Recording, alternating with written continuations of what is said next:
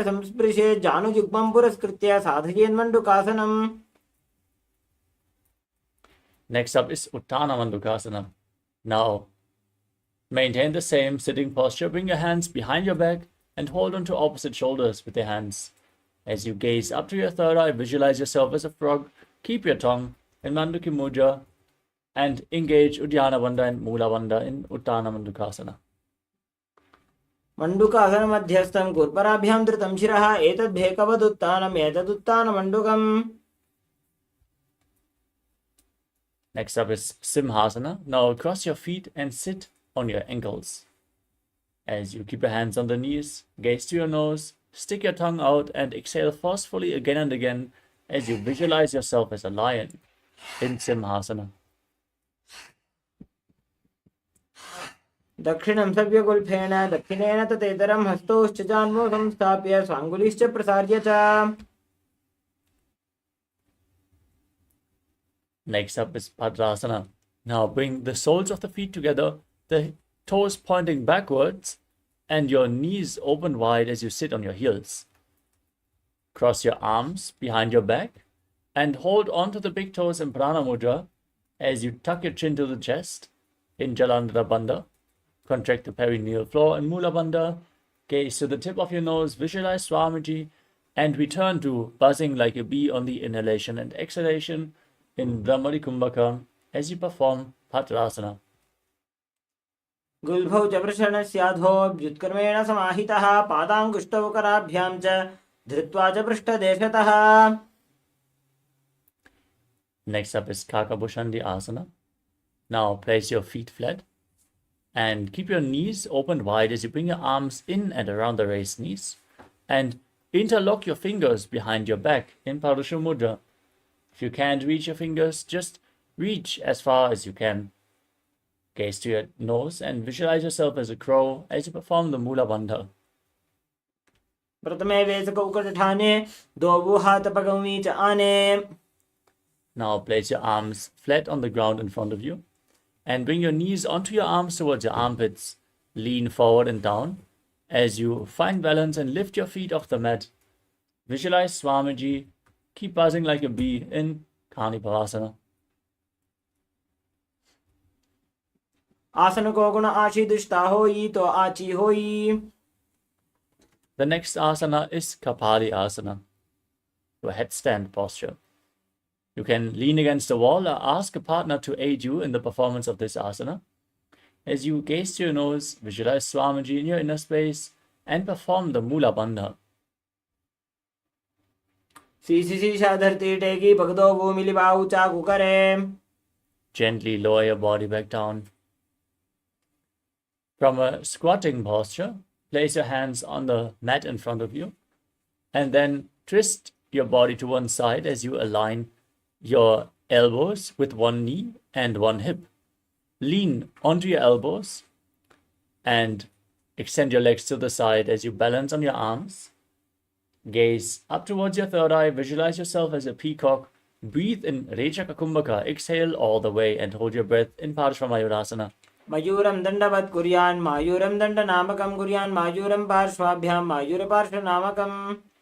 Now twist your body in the opposite direction. Balance on your arms, gaze to your third eye, visualize yourself as a peacock and exhale deeply again and again as you repeat Parshvamayurasana on the other side. मयूरं दण्डवत् कुर्यान् मायूरं दण्डनामकं कुर्यान् मायूरं पार्श्वाभ्यां मायूरपार्श्वनामकम्.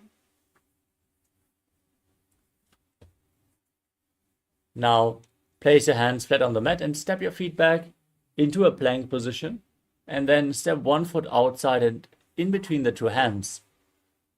Push your hips forward, engage the Mula Bandha, gaze up towards your third eye. Visualize yourself as Lord Kala Bhairava in Bhairaganathasana. आसन को गुण पीती जाई. Step the front foot back. Bring the other foot outside the shoulder in between the hands. Gaze to your third eye. Visualize Lord Kala Bhairava as you repeat Bhairaganathasana on the other side. आसन को गुण पीती जाई. Next up is Unmukha Pitasana. From Tarakshvasana, the plank position, place your forearms on the ground. Keep your hips high. Walk your feet forward and raise your hips even more. As you gaze up towards your third eye, raise your head as you visualize Swamiji in your inner space and perform the Mula Bandha.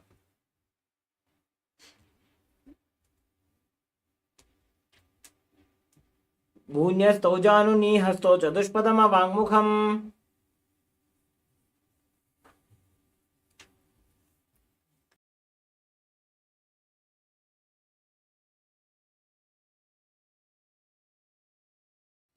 Next up is Vashishtasana. With your hands flat, now rotate your body in the plank position as you raise one arm up towards the sky. Keep your core engaged, your body straight like a rod as you gaze up and visualize Sage Vashishta in Vashishtasana. ऊर्ध्वकुक्कुटवासिष्ठमरीचिहलमत्स्यकम्बरिवृत्तिं चोदरस्य विविधं धनुरासनम्. Now exchange the position of your hands, place the other hand on the ground, raise the other arm, repeating Vashishtasana on the other side. ऊर्ध्वकुक्कुटवासिष्ठमरीचिहलमत्स्यकम्बरिवृत्तिं चोदरस्य विविधं धनुरासनम्. Place your hand back down, jump your feet forward, and extend your legs straight as you place your palms underneath the buttocks with the palms facing up. Gaze to your nose, exhale deeply, lock your throat to the chest, engage the Mula Bandha, and visualize yourself as Lord Hanuman as you internally chant the new japa Maha Sadashivoham in Anjani Asana. दोऊ करगी उभय हथेली कोरबारिली मैले भेली सो आगाने भूपरिदाशे महाने अंगुली मिली राशे. We move on to Paschimottanasana. Now, with your legs extended forward, lean forward and down and hold on to the big toes in Prana Mudra. Reach for your feet as low as you can. Bring your head down towards the knees as you engage all three bandhas, Mahamudra Bandha, and visualize Swamiji in your inner space. जानो परिरलाटन्तो पश्चिमं तानमुच्यते येन केन प्रकारेण सुखं धार्यं च जायते. Next up is Ugrasana. As you maintain your legs extended forward, interlock your fingers behind your neck.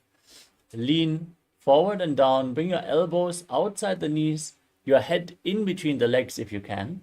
Squeeze your body as you engage all three bandhas, Mula Bandha, Uddiyana Bandha, and Jalandhara Bandha, as you visualize Kali in your inner space in Ugrasana.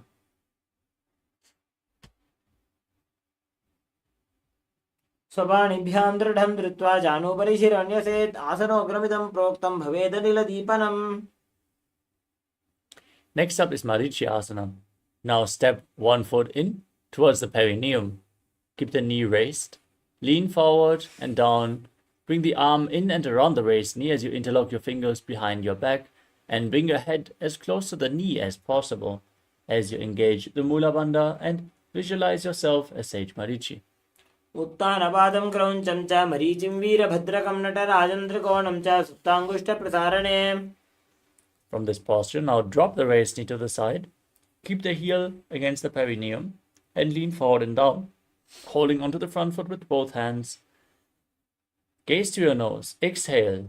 Engage all three bandhas, Mahamudra Bandha, as you visualize Swamiji in your inner space in Mahamudrasana.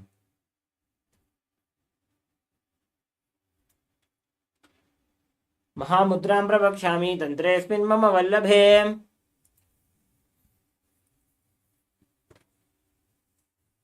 Now, exchange the position of your feet. Bring the other heel against your perineum. Lean forward and down. Interlock your fingers behind your back as you repeat Marichi Asana on the other side. उत्तानपादं क्रौञ्चं च मरीचिं वीरभद्रकं नटराजं त्रिकोणं च सुप्ताङ्गुष्ठप्रसारणे. Drop the knee down. Hold on to the front foot. Engage Mahamudra Bandha as you repeat Mahamudrasana on the other side. महामुद्रां प्रवक्ष्यामि तन्त्रेऽस्मिन् मम वल्लभे यां प्राप्य सिद्धा सिद्धिं च कपिलाद्याः पुरागताः.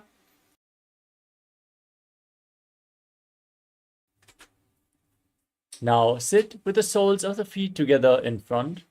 Bring your heels close to the perineum.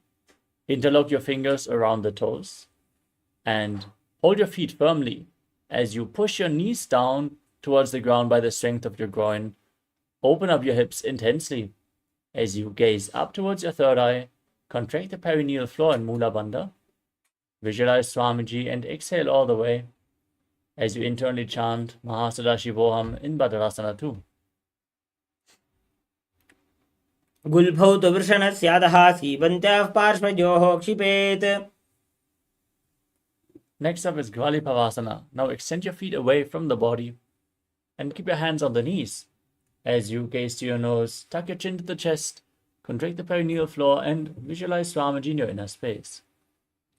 पूर्व चरपट चौक कख्यो सोजी वाही विधियो की जय सोजी जामे एडी भिन्न जराशे अंगुल 8 अंतरो राशे. Next up is Joni Asana.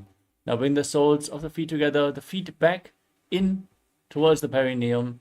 Hold onto the soles of the feet as you lean forward and down and place your chin on the toes.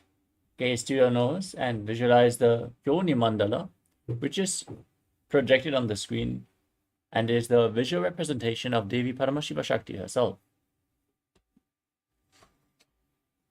दो पगतले संपुट ठाने उभय हस्तकरी और हिताने. Next up is Midaki Pavasana. Extend your feet away from the body. Keep the heels together and toes apart. Extend your arms out to the side. Place them on the mat as you lean forward and down as low as you can, bringing your forehead on the ground behind your heels. Gaze to your nose, visualize Swamiji and perform the Mula Bandha. पूर्व विधि परिपकदली संपुट शोल एडी मिली राशे. We move on to Siddha Samadhi Asana. Now bring your heels back in towards your perineum. Bring your arms underneath the shins with the palms facing up. And then lean forward and down. Bring the toes against your throat if you can. As you gaze to your nose and visualize Lord Surya in your inner space in Siddha Samadhi Asana. दो पगतली संपुट करे 16 मेढ आगा मेधरे. Next up is Chinaki Pavasana. Now keep the soles of the feet together. Open up your feet like a book with your hands. Press your elbows down onto your thighs as you gaze to your nose and visualize Swamiji in your inner space.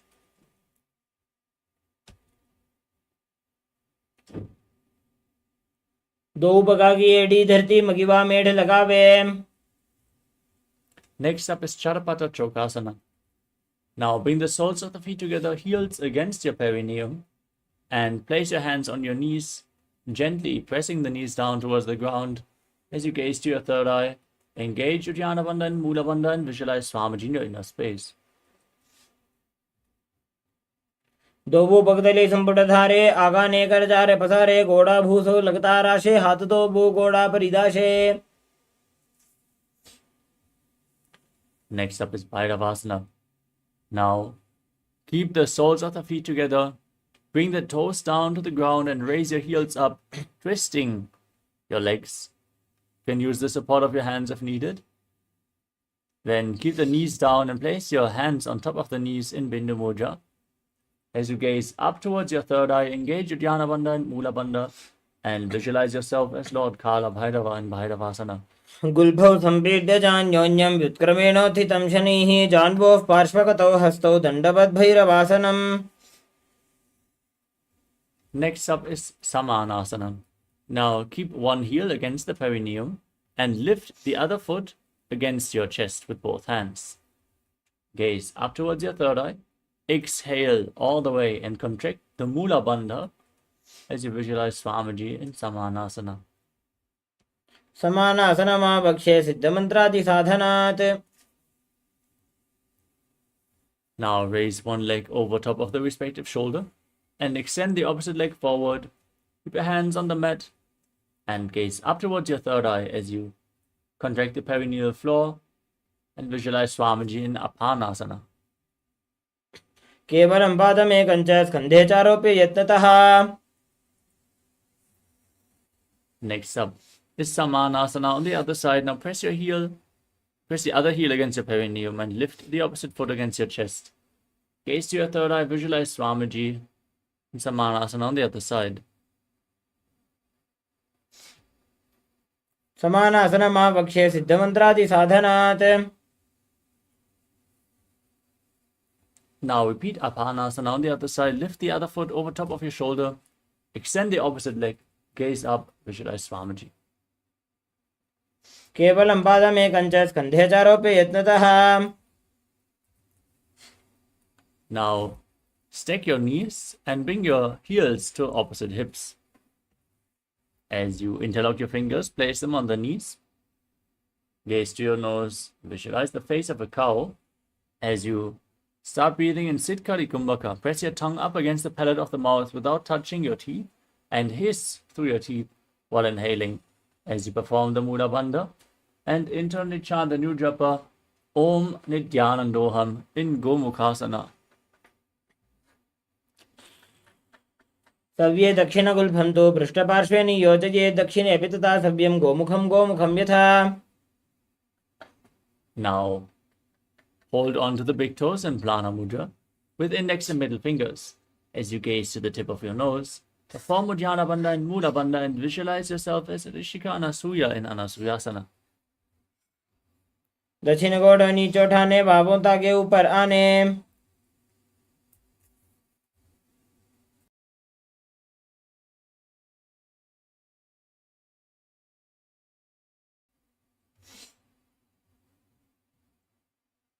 Now interlock your fingers behind your back and lean forward and down. Bring your chin over the knee and the nose as close to the ground as you can. Try to touch the ground with your nose. Gaze to the tip of the nose and visualize yourself as Rishika Anasuya in Anasuyasana too. जीमणा गोदा की संधि, उपरेड़ा वागोड़ा की संधि. Next up is Garudasana too. Now keep one heel at the perineum with the top of the foot flat and the other foot flat on the ground with the knee raised against your chest. Keep your hands on the respective knees and gaze to your nose as you visualize yourself as Lord Garuda in Garudasana too.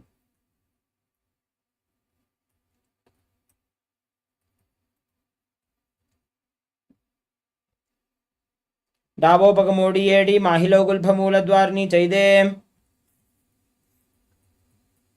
Now sit down on the heel of the foot which is flat on the ground. Interlock your fingers behind your neck and twist your elbows outside of the raised knee as you gaze up towards your third eye. Contract the perineal floor and visualize yourself as Sage Narada in Naradasana as you internally chant Om Nithyanandoham again and again. पिष्टि जो वाम पगदली केरी भूपरिता ही लगावे फेरी. The next asana is Matsya Pitakasana. Now place one foot on top of the opposite thigh and keep the other knee raised as you hold on to the big toe and the shin of that leg. Gaze to your nose and visualize Matsya, the fish avatar of Lord Vishnu in Matsya Pitakasana. वामेन वामाङ्गुष्ठन्तो गृहीतं मध्यपीठकम्. Now repeat Gomukhasana, the cow face posture on the other side. As you stack your knees, interlock your fingers, place them on top of the knees. Gaze to your nose. Visualize the face of a cow. सव्ये दक्षिणगुल्फं तु पृष्ठपार्श्वे नियोजयेत्. Next up is Anasuyasana on the other side. Interlock your fingers around the big toes and engage Uddiyana Bandha and Mula Bandha, visualizing yourself as Rishika Anasuya. दक्षिण गोड़ नीचे उठाने, बाहों ताके ऊपर आने. Hold the visualization, interlock your fingers behind and lean forward and down. Touch your nose to the ground in Anasuyasana too. जीमणा गोदा की संधि, उपरिड़ा वागोड़ा की संधि. Now set the other heel against the perineum. Keep the knee raised. Hold onto respective knees with your hands as you visualize yourself as Lord Garuda in Garudasana too.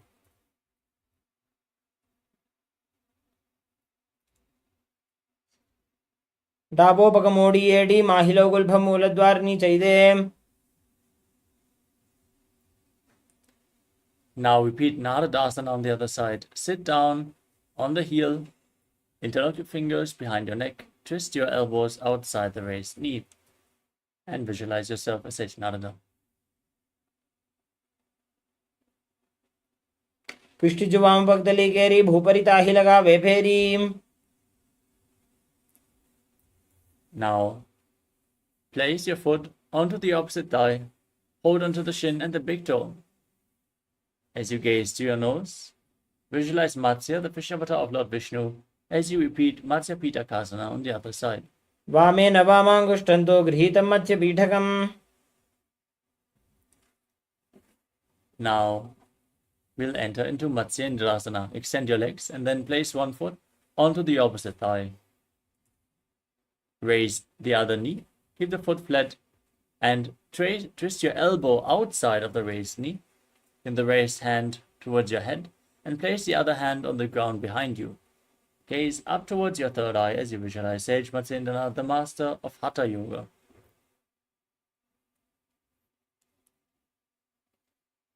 उदरं पश्चिमाभासं कृत्वा तिष्ठति यत्नतः. Next up is Kupasana. Now extend your front arm down towards the big toe and place the other hand on the respective ear as you twist backwards, gaze up towards your third eye, and visualize yourself as a camel in Kupasana.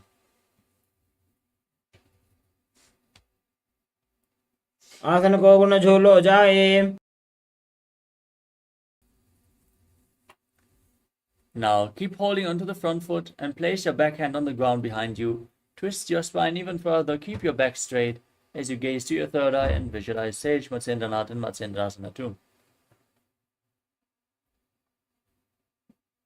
मत्स्येन्द्रपीठं जलरप्रदीप्तिं प्रचण्डरुक्मण्डलखण्डनास्त्रम्. Now extend your legs and place the other foot onto the opposite thigh. Raise the knee, twist your elbow outside the knee. Hold your face and place the other hand on the ground behind you. Repeat Matsyendrasana on the other side. उदरं पश्चिमाभासं कृत्वा तिष्ठति यत्नतः. Extend your front arm to the foot. Hold your back ear with the other hand. Gaze to your third eye as you visualize yourself as a camel in Kupasana. आसन को गुण झोलो जाए. Place your back hand on the ground behind you. Twist your spine even further. Gaze to your third eye and visualize Sage Matsyendranath, the master of Hatha Yoga, in Matsyendrasana 2 on the other side. मत्स्येन्द्रपीठं जलरप्रदीप्तिं प्रचण्डरुक्मण्डलखण्डनास्त्रम्. Now place your feet onto opposite thighs and sit in Padmasana. Engage all the bandhas. Gaze to your nose. Keep your hands on your knees. As you visualize yourself as Lord Shiva, breathe in Sitali Kumbhaka. Press your tongue against the back of the teeth and hiss through your teeth while inhaling as you internally chant Om Nithyananda Mahasada Shivoham. आसनं द्विविधं प्रोक्तं पद्मं वज्रासनं तथा. Now cross your arms in front and hold onto the big toes in Prana Mudra. As you gaze to your nose, visualize yourself as Goddess Parvati, the consort of Lord Shiva. Breathe in Sitali Kumbhaka and engage the Mula Bandha in Padmasana too. उत्तानौ चरणौ कृत्वा ऊरू संस्थौ प्रयत्नतः. Next up is Kukutasana. As you sit in Padmasana, bring your hands in between the legs. Place your palms flat on the mat. And then push your entire body off the ground. Balance on your arms. Visualize yourself as a rooster and calmly breathe through your nose in Sahadra Kumbhaka.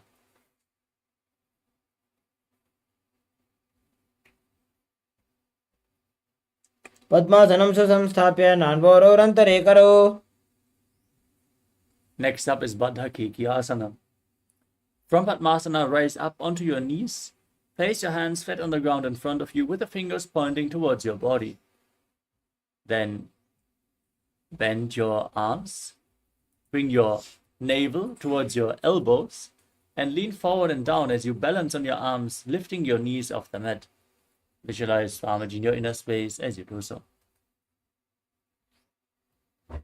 धरामोष्टभकरद्वयेन तत्कोर्परि स्थापितानाभिपार्श्वः. Now extend your legs straight. From the kneeling posture, lean forward and down onto your elbows. Find balance and lift your legs off the mat. Keep the legs straight as you visualize yourself as a peacock in Mayurasana. अथ भक्ष्ये Mahadev मयूरासनमुत्तमम्. Now lay down on your stomach. Keep the toes pointing outwards and the heels down. As you interlock your fingers around your neck, with your forehead on the ground, visualize yourself as a crocodile in Makarasana. अध्यासचेते हृदयं निधाय भूमौ च पादौ च प्रसार्यमानो. Next up is Shalabhasana. Now place your hands flat on the ground next to your shoulders and lift your legs up off the mat as you keep your lower back and glutes engaged. Visualize yourself as a locust.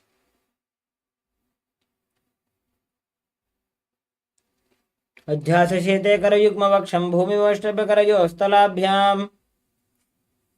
Now bend your knees and hold onto your feet as you pull them outside the hip with your hands. Visualize yourself as a camel in Ushtrasana. अध्यासचेते पदयुग्मव्यस्तं पृष्ठे निधायापि धृतं कराभ्याम्. Now kick your legs back and up and raise your chest up as you gaze to your third eye and visualize yourself as Lord Shiva's bow in Dhanurasana. प्रसार्य पादौ भुजदण्डरूपौ करौ च पृष्ठे धृतपादयुग्मम्. Now sit up in a kneeling posture with your heels outside the hips, the toes touching behind your back. Keep your hands on the knees. Visualize Swamiji and internally chant Om Nithyananda Paramashivam in Bhagasana. उल्टा मोड़ी पावदो वैसे बहुरो जुगति करे एक ऐसे. Now place your forearms on the mat, interlock your fingers, and then place your head on the ground, supporting it with your hands. Walk your feet forward and raise your hips. Lift your feet off the mat and pull your knees in close towards your chest. Squeeze your body into a ball as you gaze to the nose and visualize Swamiji in Gohyasana. दो हाथ की कहुनी जोजी पुनः कलाई जाने दो जी. From Gohyasana, now extend your legs up straight into Shirshasana.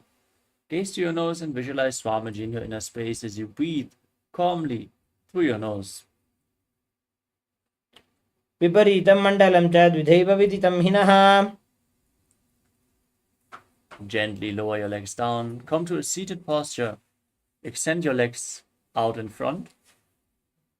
And get ready for a sequence of intense, rapid exhalations and ab engagement as we are going to start breathing in Bastika Kumbhaka, which is exhaling again and again as you contract your navel.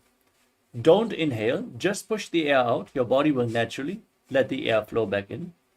Then hold your calves and raise your legs in front as you visualize Swamiji in your inner space in Bodhyasana. दो हाथ पग बाहर आने घोड़ा तरे काकसी ठाने. Now hold on to opposite shoulders behind your back as you keep your legs raised.